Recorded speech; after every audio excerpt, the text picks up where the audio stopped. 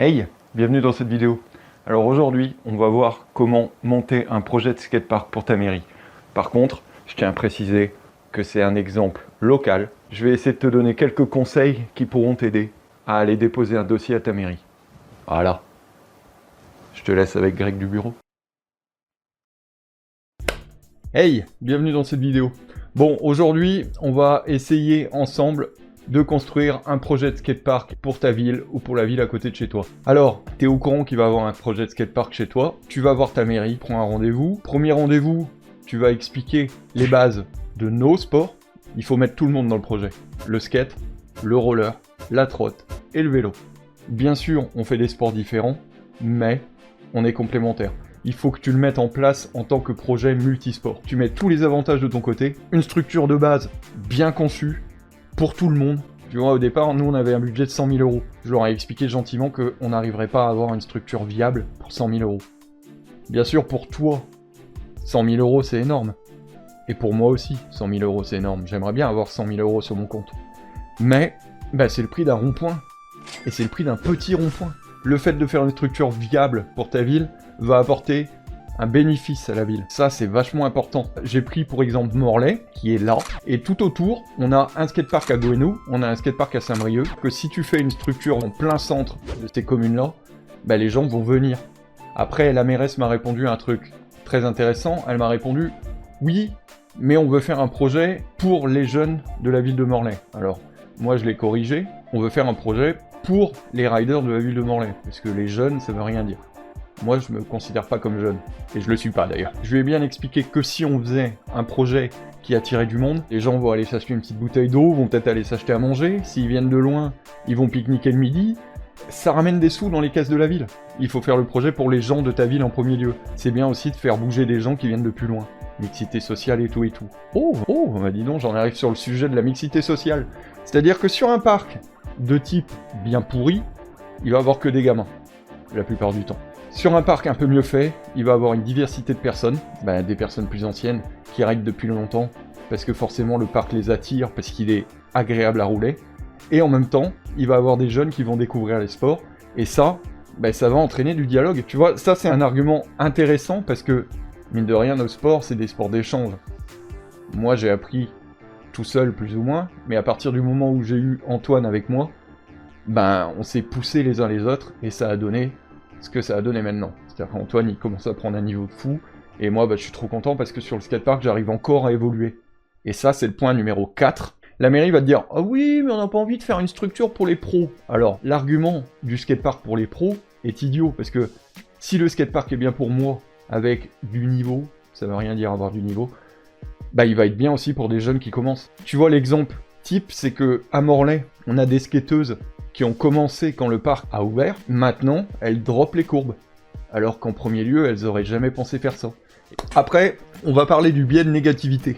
Bon, le biais de négativité, je l'ai utilisé. C'est-à-dire que je me suis mis en tête un jour d'aller faire le tour des skateparks pas ouf de ma région. Je vais pas dire pourri, je vais pas dire nul. Et ce que j'ai fait, j'ai pris des photos pour donner des exemples à la mairie de pourquoi est-ce que ça c'est gênant. Tu vois, par exemple, la main qui passe sous la plaque de bas de module, c'est pas normal. Un quarter comme ça, qui ressemble plus à un plan incliné qu'à une courbe. Un banc qui a été mis en place pour pouvoir être ridé et qui au bout d'un moment s'effrite. Des vis sur les modules qui ressortent. Une pyramide qui donne directement sur des marches. Ça va être beaucoup plus marquant pour une mairie de voir une plaque de module qui se soulève et qui peut engendrer un accident. C'est-à-dire que là, si tu glisses et que tu te prends la plaque, ça fait comme le coupe-jambon du supermarché. Une belle tranche de peau. Tous les exemples que tu peux trouver dans ta région, mets-les en avant. Bien entendu, ils vont se dire « Oh là là, c'est un gros investissement, il faut quand même qu'on le rentabilise. » Le rentabiliser, justement, c'est en évitant tous ces frais. Et sur ce, tu peux prendre des exemples de parcs qui sont plus anciens. Gouesnou, par exemple, qui est une petite ville à côté de Brest. Après Gouesnou, on passe à Ifindic, qui est une petite ville à côté de Rennes. Pour te montrer le skatepark, je vais te montrer des images de moi qui le roule.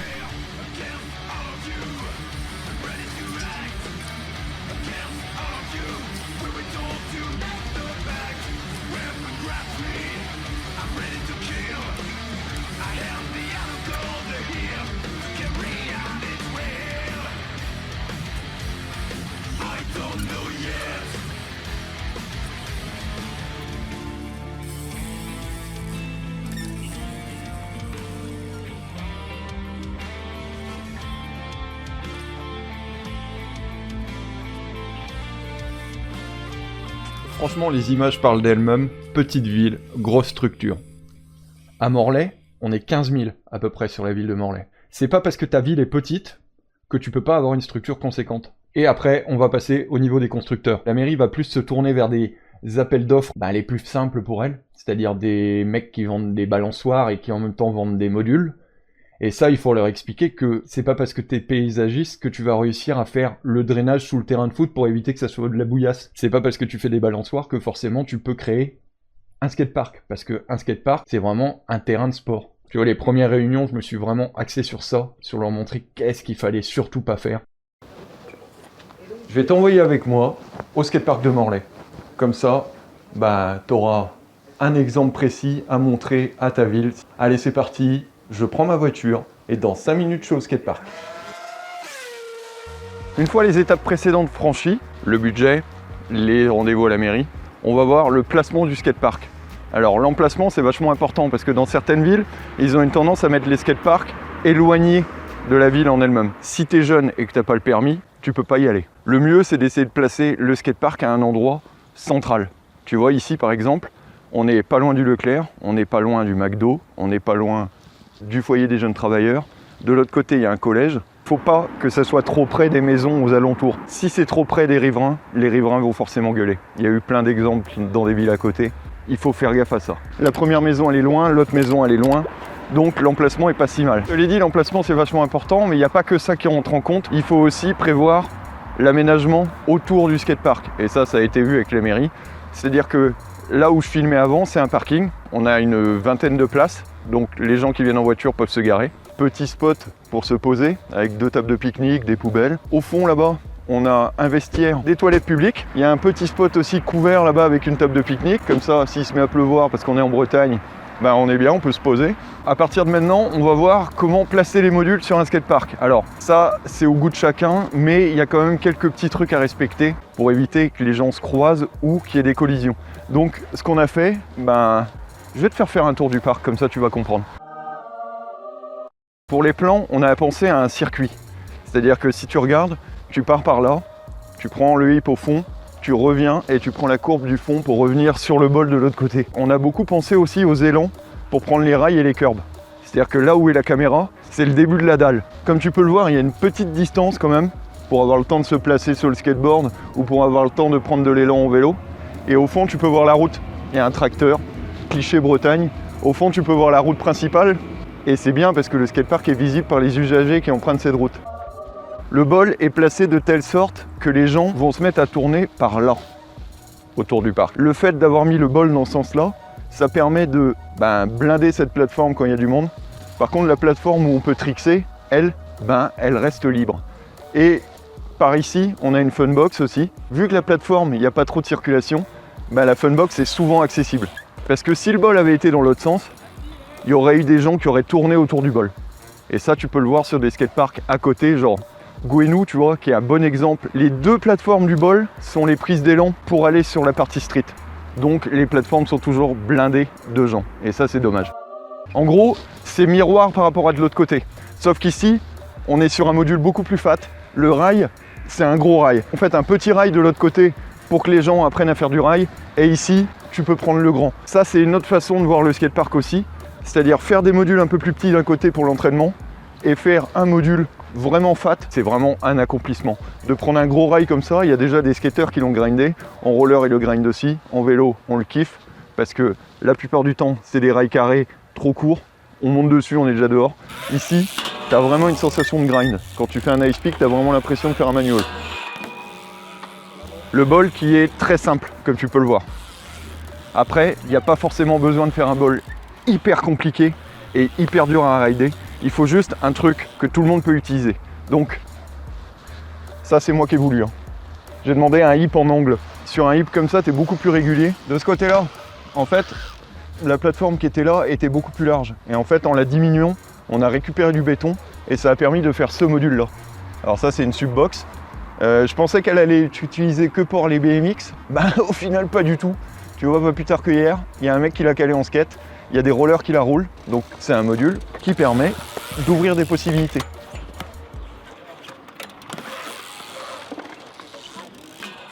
Et tu vois, à partir du moment où tu as pris le gros rail ou que tu descends le plan 1, tu arrives directement sur la partie un peu plus street du parc. Donc voilà, on revient sur la partie où les gens peuvent stationner pour pouvoir partir, faire du padamagnol ou du rail. Le truc, c'est que les plans que Rémi de The Edge nous avait fait au départ, ils étaient plus complexes. Et au final, le fait qu'ils soient plus complexes, ça apportait pas grand chose au skatepark, à part des zones de collision. Oui, il faut être créatif, mais il faut rester quand même dans une norme. C'est-à-dire que la plupart des skateparks que tu kiffes rouler sont plutôt simples à rouler et abordables pour tout le monde. Voilà. Et voilà. As-tu vu les canouilles? Voilà, j'espère que cette vidéo vous aura plu. J'espère qu'elle vous aura apporté des idées pour créer votre propre projet. Surtout, n'hésitez pas à vous regrouper. Plus il y aura de riders dans ton projet, plus tu auras du poids face à la mairie. N'hésitez pas à faire des recherches sur internet parce qu'il y a pas mal de PDF sur des projets de skatepark. Moi je me suis inspiré d'un PDF que j'ai trouvé sur le net. Bien sûr je l'ai modifié un peu pour qu'il s'adapte au projet de ma ville, mais c'est une bonne base. Je vous laisse, ridez bien vos sports d'enfants. T'as vu, j'ai bien dit vos sports d'enfants, parce que là, cette vidéo, elle regroupe tout le monde. Ouais, tout le monde. Et pour ceux qui sont abonnés à la chaîne habituellement, ridez bien vos petits vélos d'enfants, et on se voit dans une prochaine. À plus.